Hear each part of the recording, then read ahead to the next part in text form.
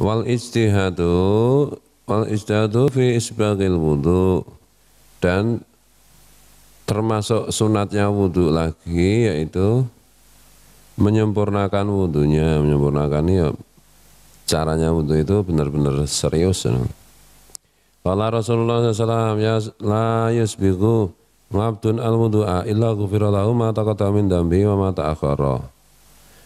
Rasulullah SAW bersabda, tidaklah seseorang itu menyempurnakan wudunya kecuali dia diampuni dosa-dosanya yang dulu dan yang belakangan. Yang dulu-dulu dan yang belakangan-belakangan ini. Warasama in baina izari ba'dahu kabada istinjain, dan nyipratnya apa? Mencipratkan apa? Memercikkan air di antara kedua selangkangannya. Setelah selesai wudhu, mencipratkan air pada kemaluannya. Seperti ketika istinja, seperti ketika kita cebok itu bercebok diciprati air kemaluannya. Qala Rasulullah SAW, atani Jibrilu fi awali ma uhiya ilaiya fa'alamanil wudu'a falamma faragal wudu' akhadha ghurfatan minal ma' fanadhaha biha farjahu, rawahu Ahmad wal Hakim. Rasulullah SAW pernah bersabda, malaikat Jibril di awal-awal turunnya wahyu itu mendatangiku, kemudian mengajariku wudu. Setelah selesai wudu, malaikat Jibril mengambil satu, wah ini segini itu, satu air pakai telapak tangan ini apa? Ambil air segini, kemudian mencipratkan, memercikkan ke farjinya, ke kemaluannya. Ini sunatnya itu begitu. Ya lihat-lihat keadaan. Benda sumuk. La maskur raqabah wa dunga'ul a'dha amma hadisuma fa maudungun aw sadidun du'fu wa la yu'manu bima. Tidak disunatkan di sini mengusap leher ketika wudu. Adapun hadis dan berdoa ketika setiap membasuh anggota wudu. Hadis keduanya itu di sini menurut Syekh Zainuddin Al-Maribari lemah, maka tidak dilaksanakan. Hadis tentang itu lemah menurut Syekh Zainuddin Al-Maribari kan. Menurut yang lain, kitab yang lain ya sunat. Maksudnya tidak harus dilaksanakan untuk. Menurut fikih begitu. Beda pendapat ya nggak apa-apa, biasa toh. Menurut Imam Al-Ghazali kan setiap anggota badan malah berdoa toh. Ya, mungkin hadisnya Nabi belum pernah bersabda seperti itu di zaman para sahabat. Imam Al-Ghazali kan kalau mengamalkan sesuatu dasarnya itu perintah Nabi masalahnya. Bisa aja beliau itu diajari Nabi begitu caranya wudu kan itu. Nah masing-masing tingkatan, masing-masing orang itu juga kadang-kadang ada perbedaannya, sifatnya forumnya ranting seperti itu. Nabi mungkin ngajari satu wali beda lagi gitu, sesuai dengan kebutuhan orang supaya bisa dicontoh. Ini wali ini nanti pengikutnya ini ya, biar pengikutnya gampang nyontoh. Yang wali ini ya itu. Tapi kalau menurut penulis kitab Irsyadul Ibad ini membahas mengusap leher dan apa gimana sih?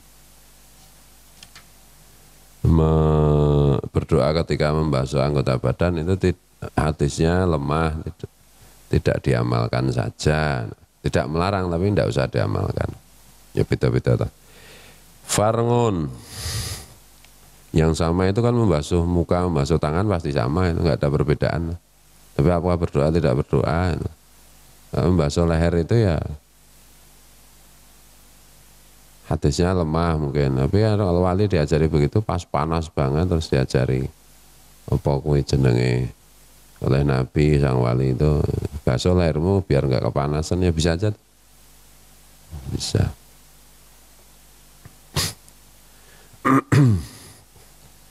Bismillahirrahmanirrahim. Farngun yaktasiru hatman alal wajibi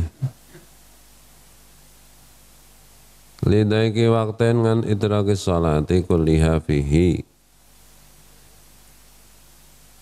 Cabang-cabang persoalan masalah wajib meringkas,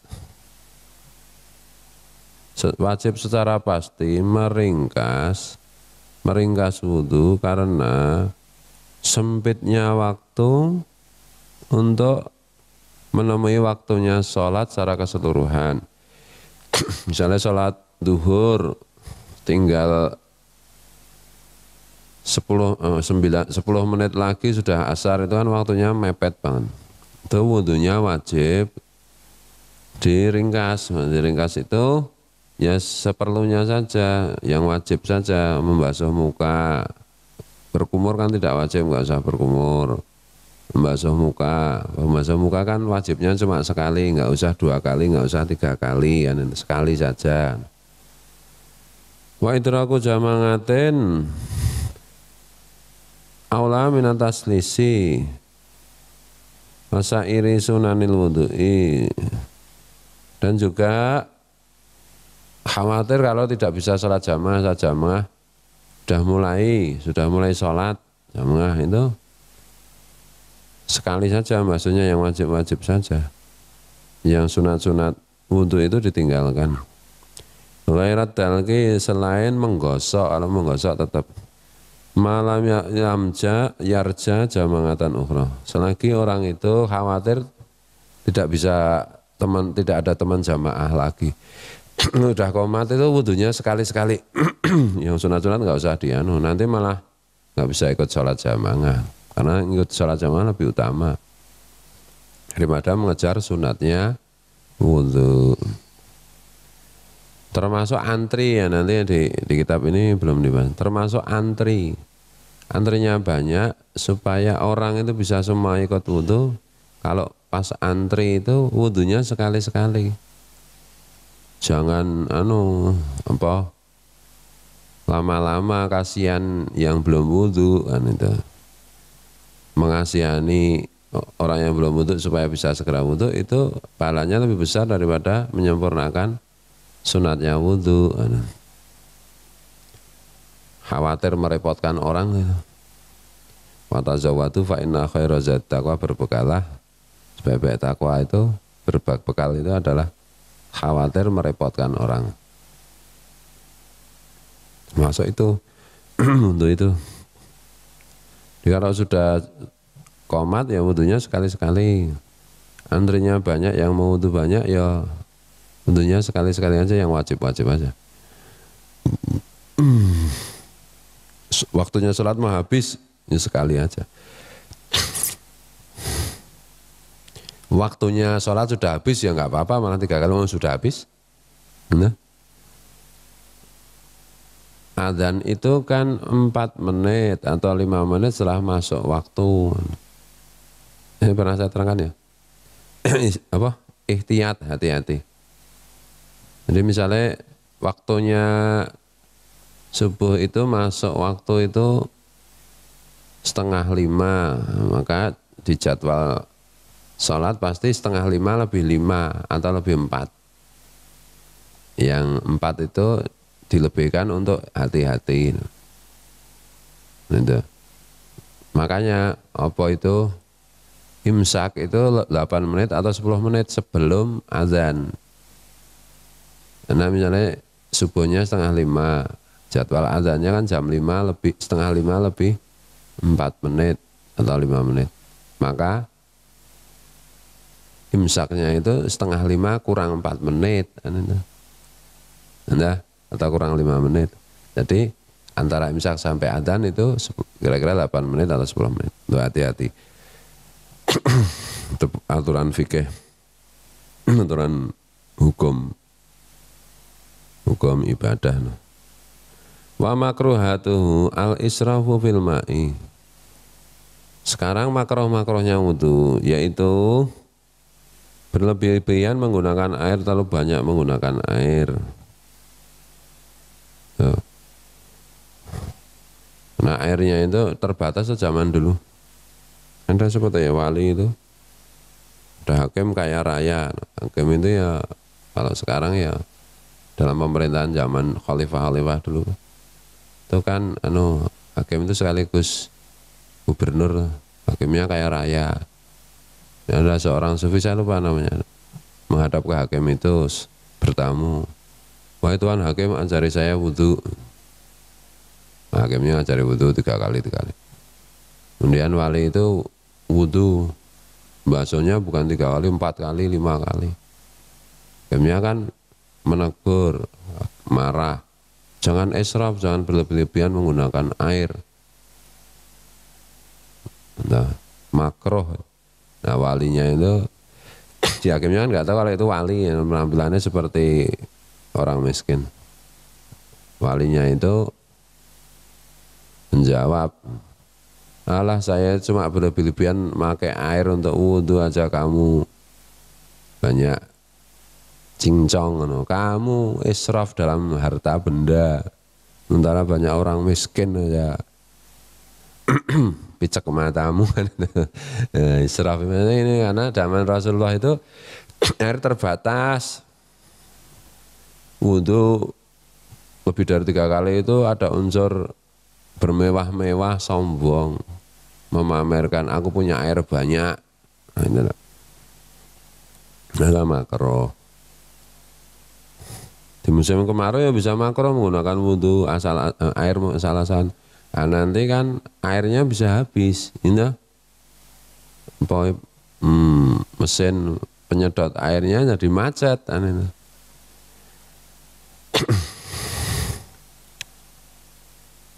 Karena air bersih itu jangan dipakai untuk siram-siram, untuk siram tanah jangan. Kalau siram tanah pakai air dari selokan saja. Mau dibalik air dari selokan untuk wudhu. Wa taqdimul yusra, dan mendahulukan yang kiri itu makruh. Ngalal yumna daripada yang kanan. Wa naqsu ngane salah sati, dan makruh juga kurang dari 3 kali membasuhnya, kecuali tadi mengejar jamaah atau mengejar waktu. Wa ziyadatu 'alaiha, dan min ghairi ma'in mauqufin, dan lebih dari 3 kali membasuhnya kecuali pakai air yang berhenti, wudhu di kotak air yang besar, di kulah atau di kolam, itu kan airnya berhenti. Pondok-pondok kuno itu kan wudhunya enggak pakai keran loh, pakai apa jenis kulahnya bahasa Indonesia nih, kolam kan, apa Pak Wan, bak mandi kan boleh wudhu pakai itu kalau airnya 1 kulah. 1 kulah itu volumenya 75 kali 75 kali 75 cm. Kulah ukuran 75 kali 75 kali 75 cm atau lebih, itu boleh dipakai tuh wudhunya di. Nah kalau itu kan namanya air mauquf, air benih itu faminhu haramun, haram kalau lebih dari 3 kali membasuhnya, bikin air cepat kotor. Nah, itu kan air kalau dikumpulkan, misalnya air mustakmal sudah dipakai tapi suci, kalau mustakmal itu kan sudah dipakai kan nggak bisa untuk wudhu, dikumpulkan jadi satu, jadi air mutlak lagi tuh. bisa untuk wudhu. Tuh. Nabi pernah wudhu dengan cara seperti itu ketika Fathul Mekah.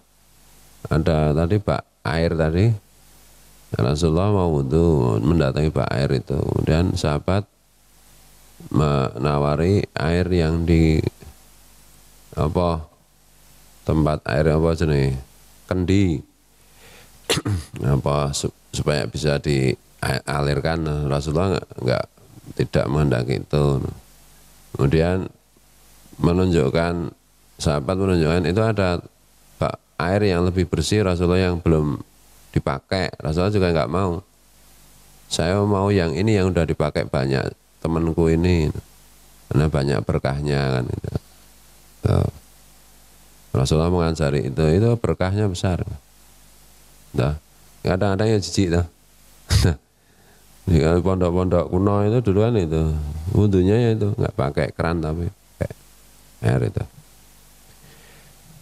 Mandi besar ya begitu ambil capur di kolam. Makanya masjid-masjid zaman dulu ada kolamnya itu. Untuk wudhu kan kolamnya itu. Tapi zaman Nabi juga sudah ada air yang dialirkan pakai itu apa kendi itu untuk wudhu. Kalau menurut madhab Imam Syafi'i begitu, madhab imam lain itu wong air satu ember saja bisa untuk wudhu gini, dicelup itu. Ya perbedaan pendapat nggak apa-apa biasa, yang penting wudhunya sama gitu.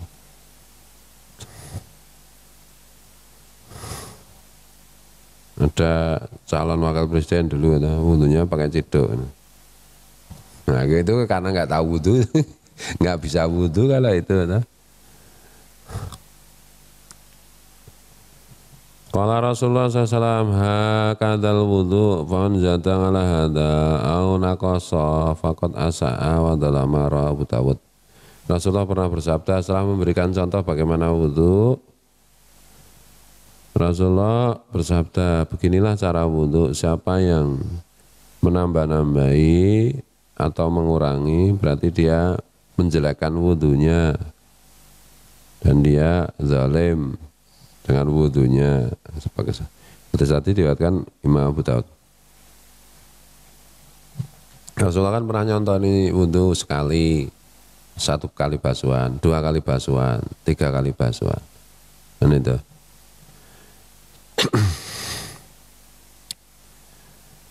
Wahaka Asyaihu Mu'inuddin Hasanus Sijziyi. Syekh Mu'inuddin yaitu Mu'in itu kan penolong, Mu'inuddin penolong agama itu gelar, yaitu Hasan As-Sijzi menceritakan anau kana mengasyaihi ajal sari yauman, bahwa beliau suatu hari bersama Syekh Ajal Sari. Fahadara waktu sholat, kemudian datanglah waktu sholat. Fajad dada Syekh Ajal Sari al-wudhu. Kemudian Syekh Ajal Sari memperbarui wudhunya lagi, wudhu lagi. Wasaha ngan tahlil ashabingi. Beliau lupa menggosok-gosok sela-sela jari ketika wudhu. Fahatafa hatifun, maka ada suara yang tanpa bentuk, tanpa wujud yang bersuara. Ya ajal tadangi mahabbata Muhammadin sallallahu wa takunu min ummati wa tatruku sunnatahu. Wahai Syekh Ajal, engkau mengaku cinta Nabi Muhammad sallallahu dan engkau mengaku termasuk umatnya, tapi engkau tinggalkan sunnahnya, yaitu menggosok jelek sela-sela jari. Syekh Ajal Sari kan wali, wudhu, lupa tidak menggosok sela-sela jari. Kemudian dia mendapat ilham. Hatif itu ilham, suara dalam hati. Kamu mengaku cinta Nabi, kamu mengaku umatnya Nabi, tapi kamu meninggalkan sunnahnya, itu gimana?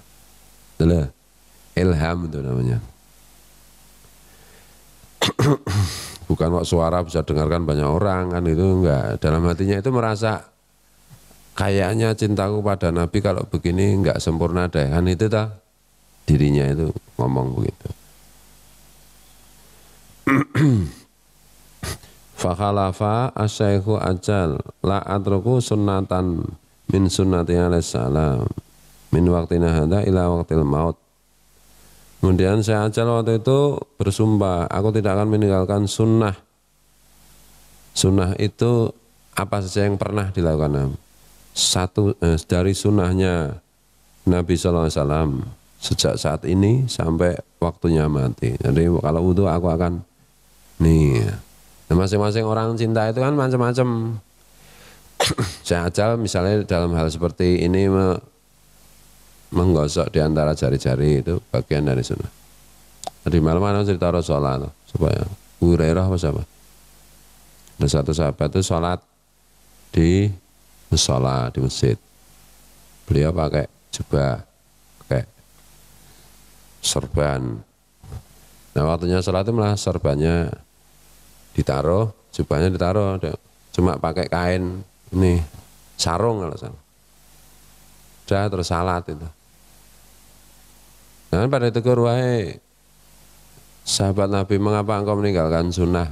Loh aku enggak meninggalkan sunnah. Nah itu malah jubah kamu. Iya, memakai jubah, pakai baju ketika sholat sorban itu sunnah. Nabi pernah melakukan itu. Tapi Nabi juga pernah sholat cuma pakai kain ini aja, enggak pakai baju. Pernah. Ini juga sunnah. Ya makanya yang penting itu kan sunnah dan tidak sunnah itu terhubung atau tidak dengan Nabi gitu loh. Gitu loh. Makanya kalau kamu sholat lagi sumuk banget, ya aku pernah kadang-kadang sama sholat sama anak sama istri sumuk banget pakai sarung aja, pakai baju. Nabi kan pernah begitu terus dikasih tali sama Nabi sini. Makanya ada sunnah meletakkan tali tampar atau tali apa aja di atas ini pundak. Ya itu ketika tidak pakai baju gitu loh. Tapi kalau sudah pakai baju macam-macam terus kamu kalungan tali, ya apa-apa juga sih. Jangan tali lah, kain lah. Apa? Makanya ada yang serbannya dipakai begini tak? Atau begini, begini, atau begini. Sunnah semua Nabi pernah melakukan. Nah, tapi namanya itu bukan itu tali, istilah bahasa Arab apa dambas begini. Kalau serbannya dipakai begini, begitu dibeginikan ini namanya sudah bukan serban, itu tidak sunnah juga. Jadi apa aja itu terhubung enggak batin kita dengan Nabi. Oh Nabi pernah melakukan ini, ya, pas sumo Nabi juga pernah sholat Nah, itu ya terhubung, itu sunnah lagi. Tapi meskipun kita pakai serban, pakai jubah, kalau terhubungan dengan Abu Jahal, nah ya berarti dia ngikuti sunnahnya Abu Jahal kan gitu. Abu Jahal juga pakai serban masalahnya. Terhubung tidak batin kita dengan Nabi, gitu loh. Ini ilmu agak jarang dijelaskan kayak gini. Pakai cincin misalnya, karena dalam hati kita itu kita terhubung dengan Nabi, berusaha terhubung dengan Nabi. Karena Nabi juga pakai cincin. Nah itu pakai cincinnya itu sunnah. Kan itu. Pakai cincin tidak terhubung dengan Nabi. Yang teringat itu mungkin idolanya siapa itu, Madonna apa Madonat misalnya. Iya berarti dia ngikuti Madonat, bukan ngikuti Nabi. Sama-sama pakai cincin karena innamal a'malu binniyat. Segala sesuatu itu tergantung niat. Ini itu. Nah apa aja itu. Nah kira-kira kalau kita tidak tahu referensinya sampai Nabi itu, tapi kita pernah lihat ulama wali melakukan, ya ke situ aja anunya itu. Karena wali itu pasti juga melakukan sunnah gitu, mengikuti Nabi. Misalnya pakai pecis hitam. Ya karena kita melihat banyak wali melakukan itu pasti mereka itu juga mutabangah ikut Nabi. Lah mana hadisnya? Ya hadis yang tercatat mungkin tidak ada, tapi wali-wali itu tidak akan melaksanakan kecuali diperintah Nabi dalam mimpinya atau dalam alam jaganya ditemui Rasul untuk pakai pecis hitam, ya bisa aja. Nah, kita ngikutinya di situ khusnudzan begitu. Jadi terhubung lagi dengan Nabi kan. Yang namanya mutabangah hati terhubung mengikuti itu. Itu loh kira-kira kayak begitu.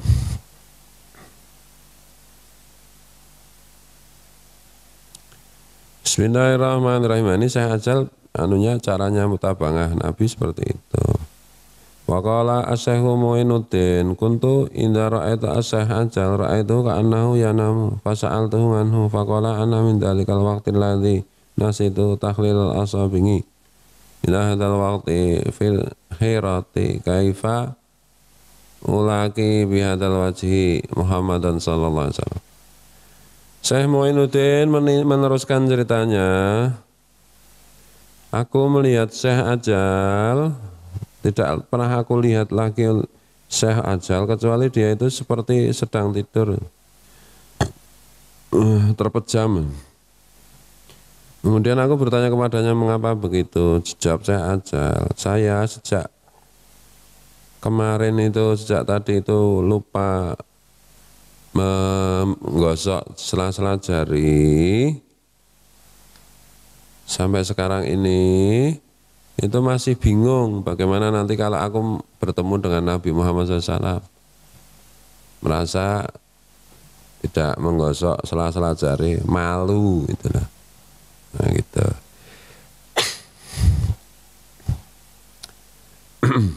Bismillahirrahmanirrahim.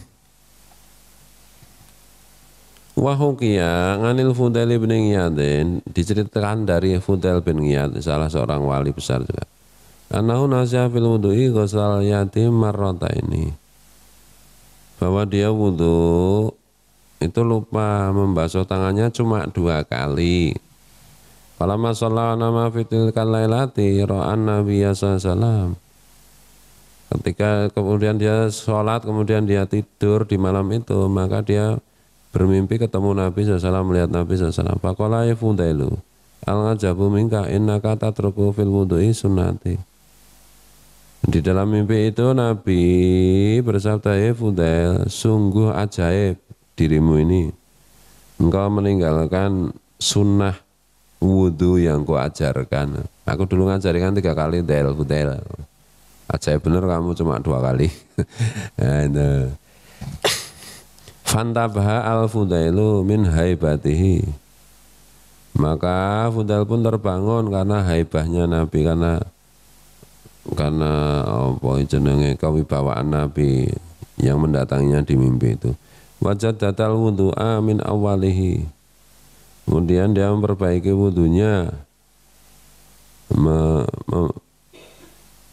Ini berarti tidurnya itu dia Fudail itu tidak rebahan ya, tidur duduk duduk yang menetap itu loh, yang tidak membatalkan wudhu ini. Ini kan belum batal. Kemudian dia memperbarui wudhunya, berarti wudhunya kan belum batal. Wudhu dari awal, wawadzofa ala nafsi khamsa mi'ati raqatain ila sanatin kafaratan lidzalik. Kemudian dia terus menerus selama 1 tahun sholat sunat 500 rakaat sebagai penebus kelalaiannya ini. Fudail bin Iyad itu lupa basuhnya cuma 2 kali. Mimpi ketemu Nabi, kamu aneh Del, kok nggak kayak aku wudunya. Cuma 2 kali aku ngajari kamu kan 3 kali. Nah, terus Fudail itu menebus selama 1 tahun tiap hari sholat 500 rakaat, sholat sunat. Nah, 500 rakaat. Oh, boleh sholat sunat mutlak itu boleh antara, kalau sudah duha sampai duhur itu kan mau sholat berapapun boleh kita. Antara duhur sampai asar mau sholat terus juga boleh. Antara kalau maghrib sampai isya ya terbatas ya boleh toh. Antara maghrib sampai isya sholat sunat terus boleh. Antara isya sampai subuh itu waktunya panjang banget. Mau sholat terus boleh. Dicoba ya.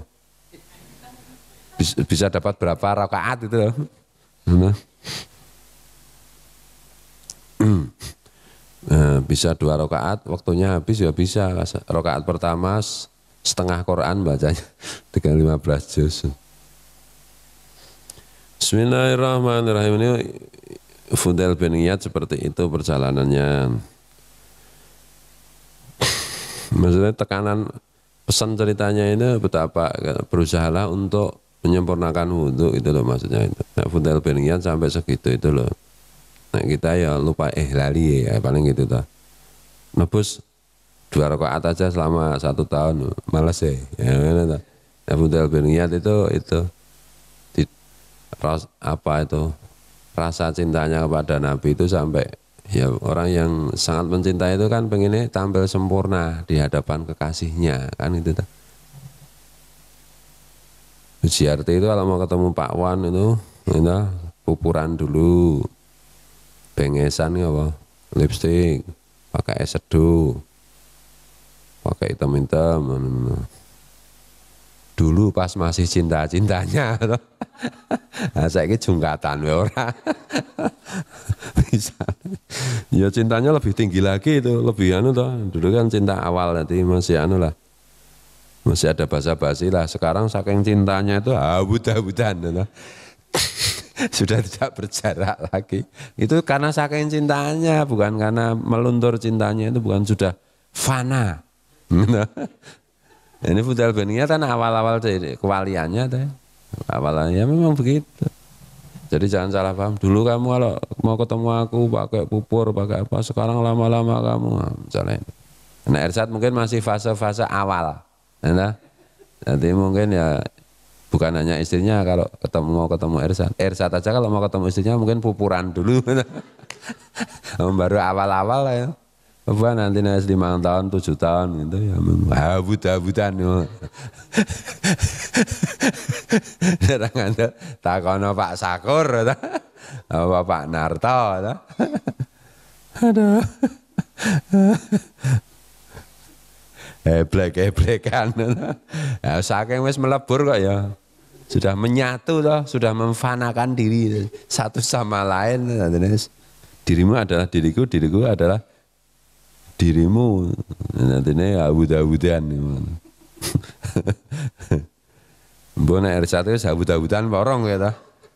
Habut-habutan berarti memfanakan diri satu sama lain cepat berarti. Cepat wusul lah. Satu sama lain ya. Pertama-tama itu ya itu tadi nah, jalan barengnya kepleset sedikit. Aduh, gimana yang enggak apa-apa kan? Lama-lama ya kesandung, picek matamu. Itu saking menyatunya karena merasa itu adalah dirinya sendiri. Karena dia kalau kesandung ya wah picek tenan mataku kan. Maka pasangannya kesandung ya podo diperlakukan seperti dirinya, picek ya matamu. Picak-picak. Kadang-kadang salah paham itu saking cintanya kok ya, bukan karena sudah bosan, bukan. Itu suudon namanya. Saking cintanya itu sampai segitunya. Apa? Ini ya saking cintanya nih ya sudah siap-siap mau memecatnya. Nafa'anallahu bihi wa bisairil auliya wa razaqana itibangahum. Mudah-mudahan Allah memberikan anugerah kepada kita dengan berkahnya para wali, dengan berkahnya Imam Fudel dan juga semua wali. Dan mudah-mudahan Allah menganugerahi kita untuk bisa mengikuti para wali tersebut. Karena para wali itu semua mengikuti Rasulullah. Jadi mengikuti wali itu sama dengan mengikuti Rasulullah. Wa nawaqiduhu. Dan yang hal-hal yang membatalkan wudu. Ya tayaqqanu khuruji ghairi manihi walau rihan min farjin. Di antaranya adalah meyakini, merasa dengan yakin ada sesuatu yang keluar dari kubul dan duburnya. Kubul itu jalan dubur ya. Kubul itu jalan pipis. Nek wele pipis lewat moto. Jalan pipis keluar ada sesuatu meskipun cuma angin entut. Sesuatu kerikil keluar dari jalan itu. Meskipun tidak bau ya, keluar itu batal. Selain mani, kalau mani kan memang bukan hanya batal wudunya kan itu kena atas besar atau masalah. Caranya dengan mandi menghilangkannya. Wa ghalabatun ngalal ngakli dan kehilangan akal, kehilangan kesadaran seperti tidur, gila, mabuk, kayak sempat hilang akal. akalnya itu hilang, ingatannya hilang meskipun sebentar. La binaumin mumakinin maq'adahu, kecuali sebab tidur yang menetapi tempat duduknya. Dari tidur begini, nah ini duburnya ini apa itu dengan yang tempat duduknya itu jadi satu. Tidur gini nggak apa-apa. Nah, tapi kalau terlalu gemuk atau terlalu kurus ya ini duburnya nggak bisa jadi satu dengan tempat duduknya ya. Makanya jangan terlalu kurus, jangan terlalu gemuk, itu repot. Ini Sakrijal ya masih iso lah kok itu. Saya netep bundut banget itu kan menjorok ke dalam tuh. Kalau tidur menetapi tempat duduknya itu kan duduk menetapi tempat duduknya itu kan kalau mau kentut nggak bisa tuh. Jadinya begitu. Ada juga mazhab yang mengatakan tidurnya itu kalau tidur miring juga termasuk. Ada juga yang begitu mazhab lain. Mazhab Imam Syafi'i ya yang tidak membatalkan itu tidur menetapi tempat duduknya. Wamasu farjin adamiyin, dan menyentuh bibatni kafi, menyentuh kemaluan manusia dengan telapak tangannya. Ya, kemaluan manusia misalnya disentuh begini, punya sendiri atau punya orang lain, sentuh ini, pakai ini, itu batalnya. Begini enggak nyamplok, enggak batal. Atau kukur-kukur pakai gini, enggak batal. Atau menceboi anaknya, kubul dan dubur itu kalau disentuh kan pakai telapak tangan kan batal. Tanpa penghalang. Tapi kalau pakai plastik ya kukur-kukur pakai plastik ini, tas kresek, nah ini ya enggak batal.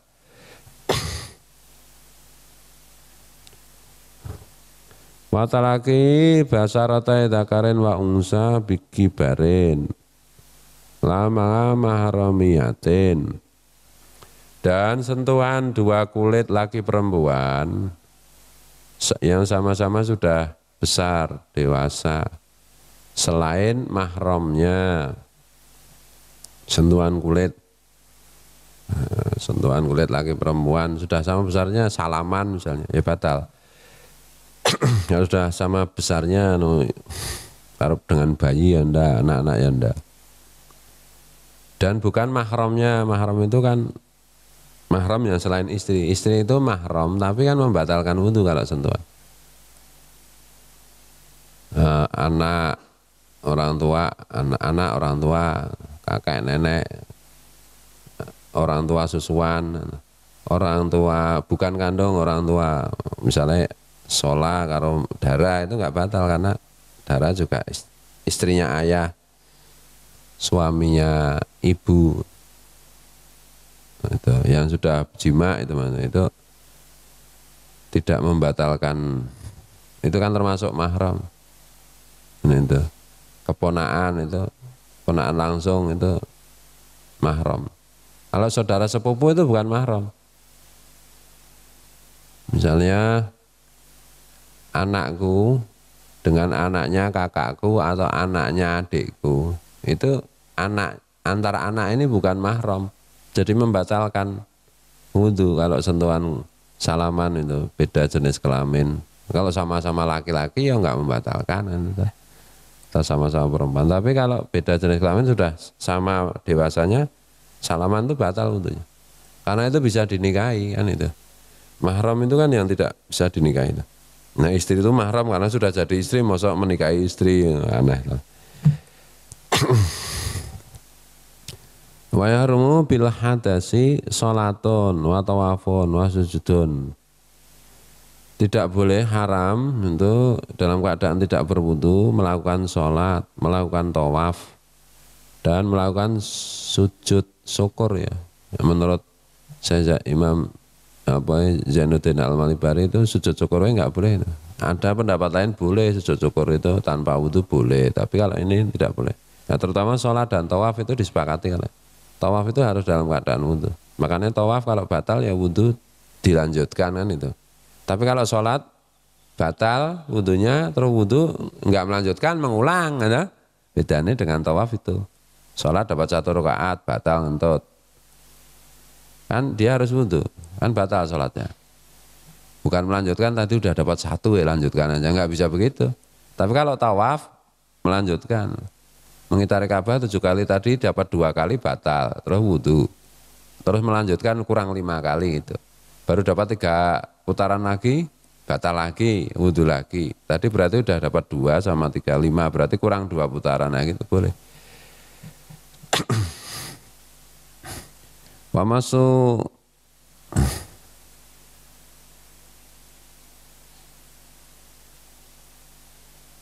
wa hamlu ma kutiba fihi Qur'anun lidirasatin, dan menyentuh serta membawa buku yang di situ tertulis Al-Qur'an untuk dibaca. Itu menurut mazhab Imam Syafi'i nggak boleh. Misalnya ini Yasin, ini kan isinya Quran semua ini. Itu kalau di sini la mangatafsirin zatang alaihi, tidak termasuk yang di situ ada tafsirnya yang lebih banyak, lebih dominan daripada Qur'annya. Ini kan selain Yasin ada bacaan-bacaan lain lah, ada tahlil macam-macam. Makanya kenapa kitab Yasin itu dikasih tahlil, dikasih doa yang lain supaya orang batal tetap bisa menyentuh. Menurut mazhab Imam Syafi'i seperti itu. La yamassuhu illal mutahharun, itu.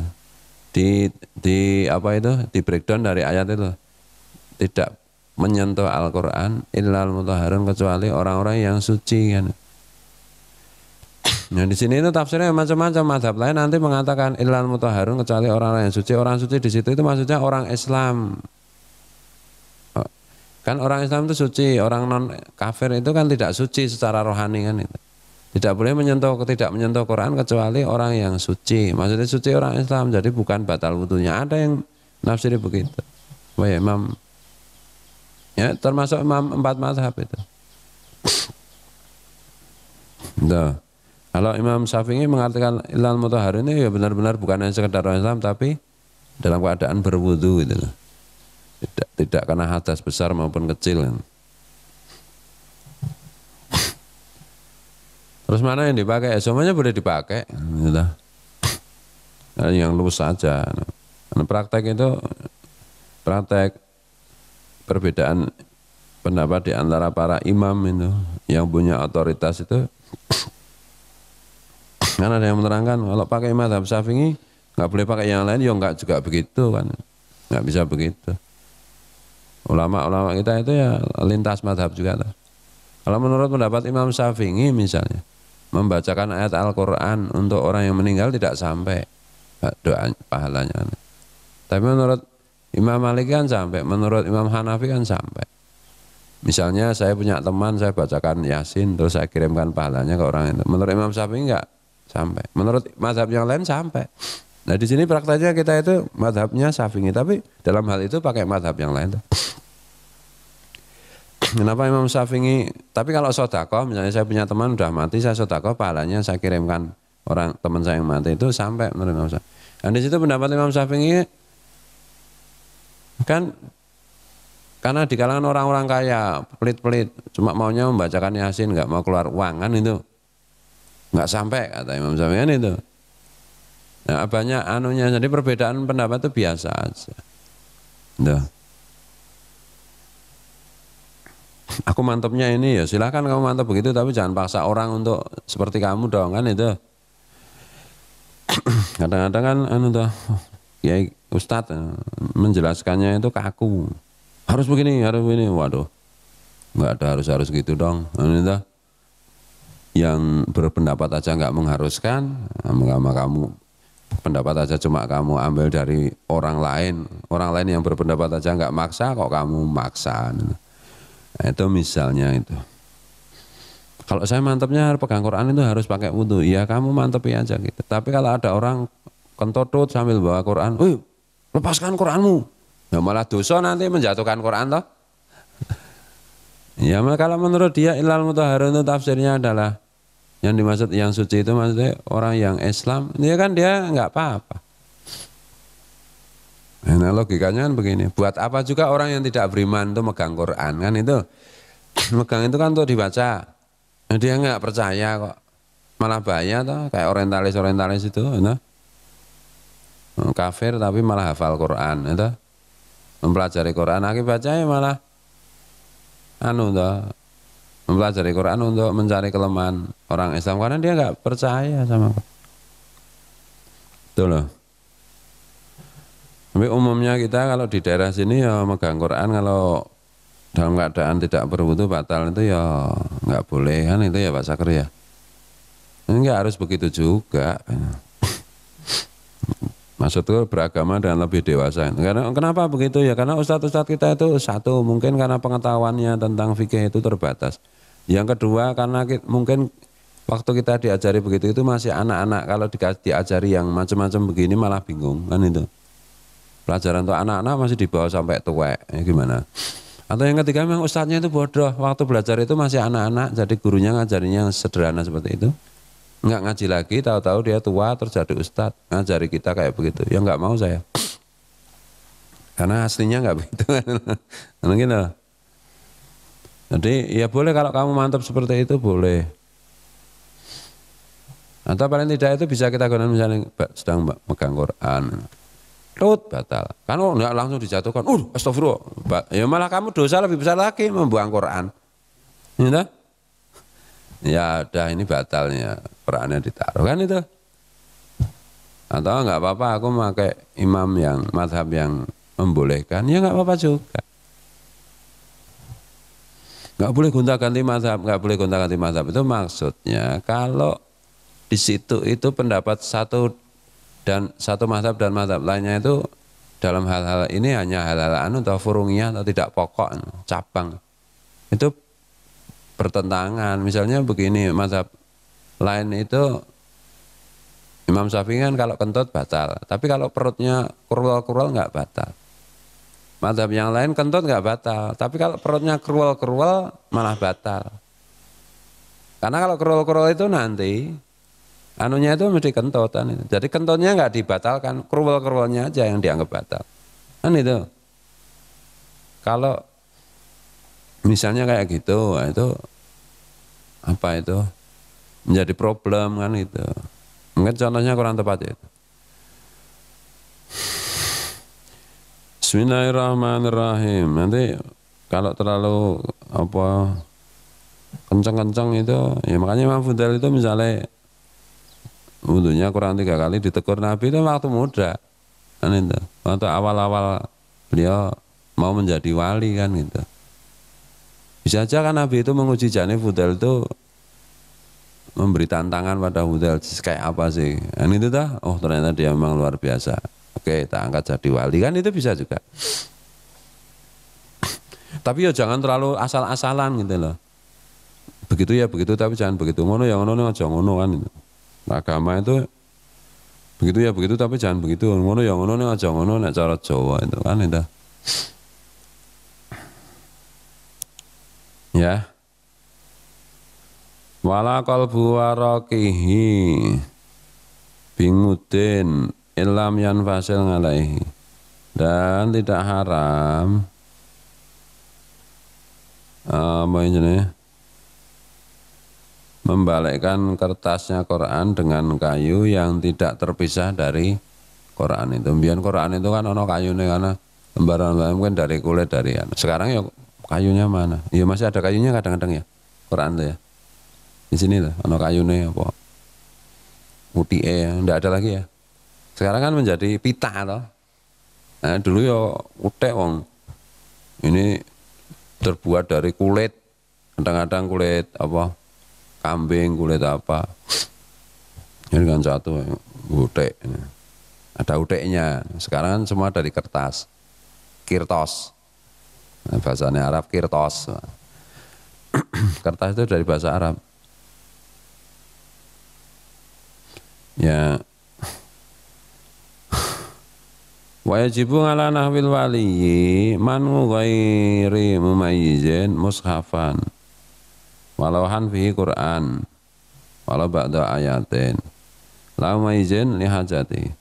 Dan wajib bagi orang tuanya mencegah anak-anaknya yang belum dewasa, masih anak-anak kecil banget, dari memegang mushaf atau lembaran-lembaran saja. Dulu kan tidak harus mushaf, lembaran-lembaran. Sekarang kan Yasin misalnya, buku Yasin. Mencegah supaya tidak bisa disentuh anak-anak. Nah khawatir nanti anak-anak itu akan membuang Quran itu atau mushaf itu ke tempat-tempat kotor, tempat-tempat najis. Kalau tidak khawatir ya tidak apa-apa. Atau merusak, nyobek-nyobek. Makanya Quran dan buku-buku yang ada ayatnya Quran itu dikasih rak, yang kira-kira anak-anak tidak bisa bermain-main, nanti ngabul-abul macam-macam tuh. Maksudnya cuma gitu aja. Kalau ada anak kecil megang Yasin apa ya jangan langsung kamu shout gitu ya, malah merusak psikologinya tuh. Ya dosanya kamu malah besar kan itu tuh. Kadang-kadang makanya saya perlu terangkan ini keluasan fikih itu supaya kita itu tidak menjadi orang tolol gitu loh. Paham ya? Misalnya siapa?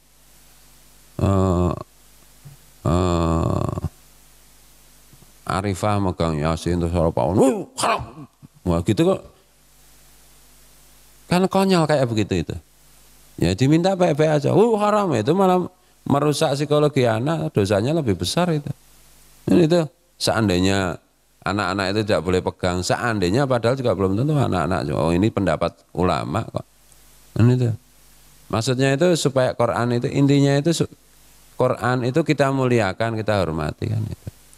Jangan asal-asalan, jangan misalnya ada buku Yasin lempar, ekspresi dari kejengkelan lah itu. Tapi kalau ekspresinya bukan dari kejengkelan juga nggak apa-apa. Ngirim paket isinya dilempar-lempar, Quran jangan dilempar-lempar. Loh ini supaya cepet ya, bukan meremehkan kan itu. Intinya kan di hati itu niatnya apa tadi. Nah, itu. Tapi kalau orang tolol kan orang direbut, haram itu. Sing haram itu merebutnya itu loh. Bukan si anak megang itu. Ini itu. Karena mengganggu psikologi anak. Kadang-kadang kan kita melihat kekonyolan seperti itu. Jangan konyol lah beragama. Agama itu dilaksanakan agar kita tidak konyol, jangan kebalik-balik. Misalnya. Itu ya. Setengah wal kunjul wallah ma'afiq lakum tarik wallah.